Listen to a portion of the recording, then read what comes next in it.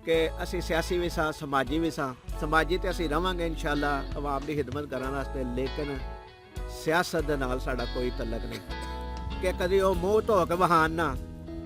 ये तो इस तरह है कि जिमें पंजाबी की एक मिसाल है कि आटा गुन्नी है हिलदी क्यों है, क्योंकि अगे ना किसी की सिफारिश चलनी है और ना ही किसी की दो नंबरी चलनी है और ना ही कोई, और उन्होंने तुसीं डिसाइड करने की कोशिश करते हो उन्होंने उत्ते इल्ज़ाम ला के। ज़रा सोचो इस गल ते। बिस्मिल्लाहिर्रहमानिर्रहीम। दोस्तों अस्सलाम वालेकुम। दोस्तों अल्लाह ताला अगे दुआ है कि तुसीं सारे दोस्त भैन भाई बजुर्ग सेहत और तंदुरुस्ती वाली लंबी जिंदगी गुजारो।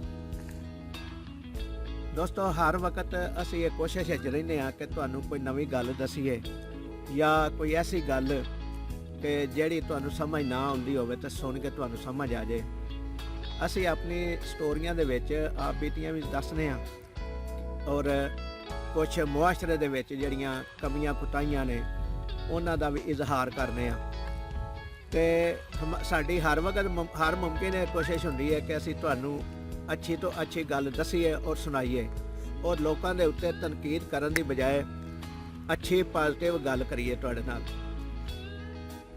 साडे चैनल के उत्ते नवे आने वाले दोस्तों अगे गुजारिश है कि साडे चैनल को सबसक्राइब कर लो और घंटी के बटन भी दबा दो ताकि साडी हर नवी आने वाली वीडियो का नोटिफिकेशन तुहाडे तक पहुँच सके। दोस्तों साडे मुआशरे दे विच ज़्यादा ये चीज़ सराहियत कर चुकी है कि कोई भी बंदा चंगा काम करता है तो ਉਹਦੇ उत्ते तनकीद लाजमी की जाती है। जिस तरह कि अजकल तुसी देख रहे हो इशू सोशल मीडिया के उत्ते चल रहा है हक हतीब का और इकरारुल हसन का।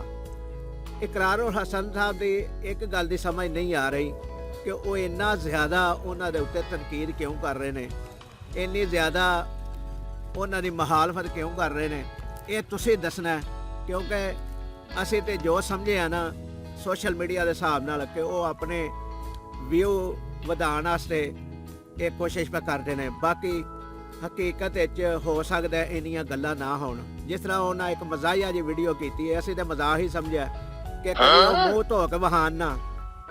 ये तो इस तरह है कि जिमें पंजाबी की एक मिसाल है कि आटा गुन्नी है हिलदी क्यों है, कि उन्होंने को अगर कोई चीज़ उन्होंने बारे च नहीं साबित हो सकी तो उन्होंने ये भी गल कर छड़ी है कि मूँह धो के बहान।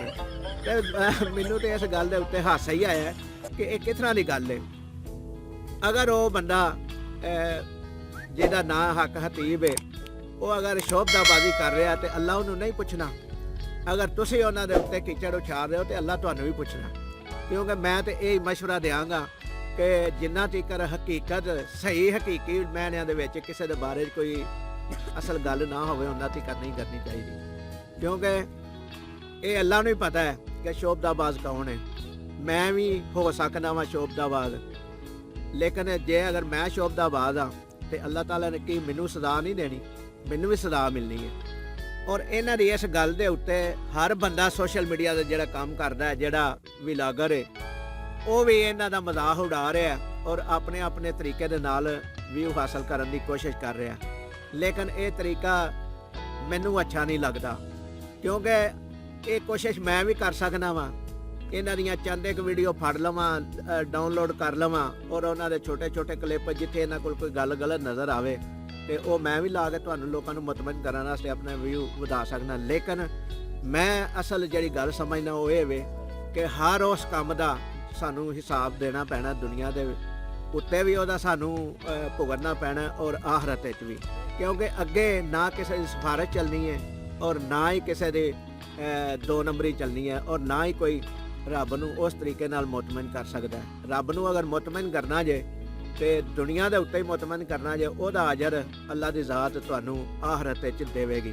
तो दूसरी गल ये सारियां गल्लां करन तो बाद एक गल हो रही कि मैं ज़ाती तौर पर गल करन लगा वां कि असी सियासी भी सां समाजी भी सां। समाजी तो असी रवांगे इंशाअल्लाह आवाम की खिदमत करने वास्ते, लेकिन सियासत दे नाल साडा कोई तलक नहीं।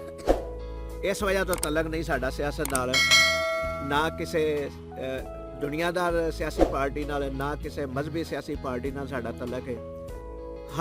हर पार्टी जिहड़े ना वो अपनियां कमियां छुपाउण वास्ते हर सियासी पार्टी ਪਾਕ ਆਰਮੀ ਦੇ ਉੱਤੇ ਜਿਹੜਾ ਨਾ ਤਨਕੀਦ ਕਰ ਦਿੰਦੀ ਹੈ, ਉਹਦੇ ਵੱਲ ਇਸ਼ਾਰਾ ਕਰ ਦਿੰਦੀ ਹੈ। ਔਰ ਸਾਡੀ ਆਵਾਮ ਵੀ ਇਹ ਸੋਚਣ ਲੱਗ ਪੈਂਦੀ ਹੈ ਕਿ ਸ਼ਾਇਦ ਆਰਮੀ ਹੀ ਗਲਤ ਹੈ। ਆਰਮੀ ਗਲਤ ਨਹੀਂ ਹੈ, ਕਿਉਂਕਿ ਆਰਮੀ ਦੀ ਵਜ੍ਹਾ ਤੋਂ ਸਾਡਾ ਮੁਲਕ ਕਾਇਮ ਦਾਇਮ ਹੈ। ਪਿੱਛੇ ਵੀ ਇੱਕ ਮੈਂ ਵੀਡੀਓ ਦੇ ਵਿੱਚ ਜ਼ਿਕਰ ਕਰ ਚੁੱਕਿਆ ਕਿ ਆਰਮੀ ਦੀ ਵਜ੍ਹਾ ਤੋਂ, ਕਿਉਂਕਿ ਤੁਸੀਂ ਦੇਖੋ ਆਪਣੇ ਮੁਆਸ਼ਰੇ ਦੇ ਵਿੱਚ ਪ੍ਰੋਟੋਕੋਲ ਕੌਣ ਲੈਂਦਾ ਹੈ? ਸਿਆਸਤਦਾਨ। ਆਰਮੀ ਤੇ ਨਹੀਂ ਲੈਂਦੀ ਪ੍ਰੋਟੋਕੋਲ। ਰੋਡ ਬੰਦ ਜਦੋਂ ਹੁੰਦੇ ਨੇ ਉਹ ਕਿਸ ਦੀ ਵਜ੍ਹਾ ਤੋਂ ਬੰਦ ਹੁੰਦੇ ਨੇ? ਸਿਆਸਤਦਾਨਾਂ ਦੀ ਵਜ੍ਹਾ ਤੋਂ। ਉਹਨਾਂ ਦਾ ਉਹਨਾਂ ਗੁਜ਼ਰਨਾ ਹੁੰਦਾ ਹੈ, ਪ੍ਰੋਟੋਕੋਲ ਉਹਨਾਂ ਦਾ ਹੁੰਦਾ ਹੈ। ਆਰਮੀ ਦਾ ਤੇ ਨਹੀਂ। ਆਰਮੀ ਦਾ ਅਗਰ ਕਾਨਵੇ ਵੀ ਗੁਜ਼ਰਦਾ ਹੋਵੇ ਨਾ ਤੇ ਰੋਡ ਬਲਾਕ ਫੇਰ ਵੀ ਨਹੀਂ ਹੁੰਦੇ।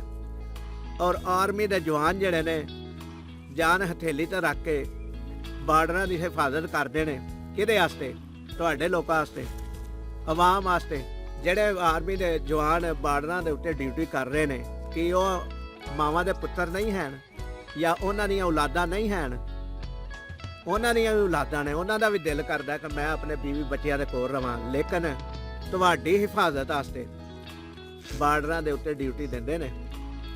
ਔਰ ਉਹਨਾਂ ਨੂੰ ਤੁਸੀਂ ਡਿਸਾਈਡ ਕਰਨ ਦੀ ਕੋਸ਼ਿਸ਼ ਕਰਦੇ ਹੋ ਉਹਨਾਂ ਦੇ ਉੱਤੇ ਇਲਜ਼ਾਮ ਲਾ ਕੇ।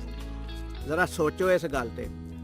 ਸਿਆਸਤਦਾਨ ਅੱਜ ਤੱਕ ਪਾਕਿਸਤਾਨ ਨੂੰ ਕੀ ਦੇ ਸਕੇ ਨੇ? ਕੁਝ ਵੀ ਨਹੀਂ ਦੇ ਸਕੇ।